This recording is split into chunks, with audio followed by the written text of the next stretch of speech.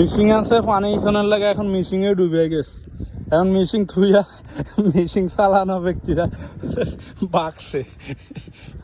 দেখেন নীরব এরিয়া।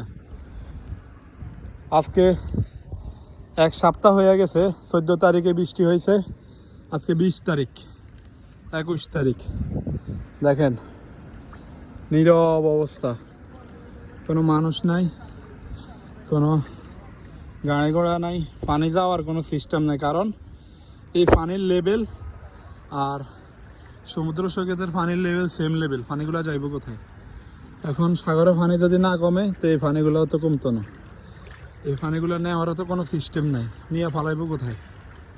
এই জন্য এই অবস্থা। এখন শুধু সাগরের পানিটা কমলে এই পানিগুলো টান ধরব, সাগরের পানির সাথে এই পানিগুলো লেভেল।